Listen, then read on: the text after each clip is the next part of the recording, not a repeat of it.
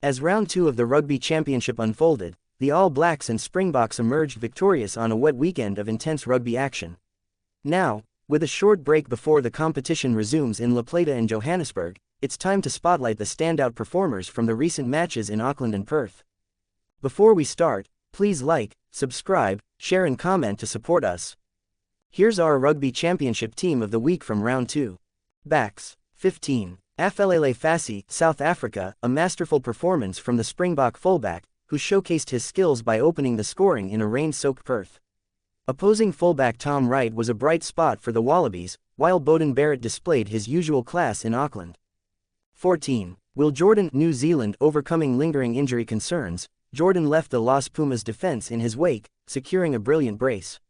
South Africa's Cheslin Kolbe also stood out with his electrifying runs that tore through the Wallabies' defense. 13. Jesse Kriel, South Africa, consistency defined Kriel's performance as he anchored the Springbok defense and sparked their attack. Meanwhile, Rico Owain was solid but didn't definitively settle the debate for the All Blacks' number 13 jersey. 12. Jordie Barrett, New Zealand. After a quiet showing in Wellington, Barrett returned with a vengeance in Auckland. His pinpoint chip set up New Zealand's opening try against Argentina. Santiago Chocobares was one of the few bright spots for Los Pumas, and Lucanio M of South Africa seamlessly transitioned to inside center. 11. Makazole Mapimpi, South Africa. In a tight contest, Mapimpi edged out Caleb Clark, who scored for the All Blacks. Mapimpi dominated the aerial battles in difficult conditions and was unlucky not to score more. 10. Damian McKenzie, New Zealand, our player of the weekend. McKenzie adapted his natural running game to the wet conditions, controlling territory with his boot and scoring the opening try. Although Sasha Feinberg Mngomezulu didn't replicate his previous week's heroics, he performed admirably in Perth's challenging weather.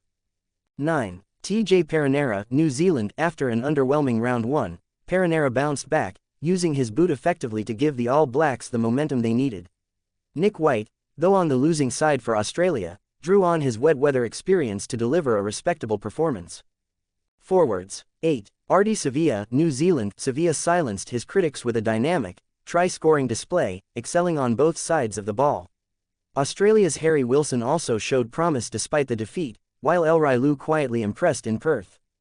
7. Marco van Staden, South Africa. Van Staden was a force for the Springboks, scoring from a maul and delivering crucial tackles. Dalton Papali'i's strong showing for the All Blacks was complemented by Sam Cane, who earned his 96th cap. 6. Ethan Blackadder, New Zealand. After a disappointing round 1, Blackadder responded with a gritty, wet-weather performance that helped drive the All Blacks to victory. Pieter-Steph du Toit once again delivered for the Springboks, seamlessly returning to the flank. 5. Ruan Nortje, South Africa. Nortje, long championed by Planet Rugby, didn't disappoint, delivering an abrasive yet intelligent performance. Sam Derry of New Zealand also continued to impress in his early Test career. 4. Eben Etzebeth, South Africa. Initially set to rest, Etzebeth stepped up after Nhia forced a substitution and delivered yet another world-class performance. Tupou Vaa'i also impressed for the All Blacks, silencing some of his critics. 3. Tyrell Lomax, New Zealand. Lomax dominated in Auckland, giving Thomas Gallo a tough time in the scrum. In Perth, Thomas du Toit held his own against the world-class Angus Bell, especially in defense. 2. Malcolm Marx, South Africa. After a shaky start in the line-out from Johan Grobbelaar, Marx steadied the ship, scoring 2 tries and solidifying the Springbok set-piece. Cody Taylor gave New Zealand a reliable performance, making a crucial tackle that led to a try.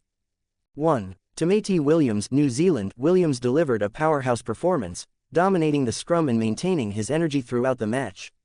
Australia's Angus Bell also made a strong impact, solidifying the Wallabies' scrum in his return to action, despite playing only 40 minutes. This week's selection highlights the resilience and talent across the Rugby Championship, with players rising to the occasion despite challenging conditions. As we look forward to the next round, these individuals have set the standard for what promises to be an exciting continuation of the tournament.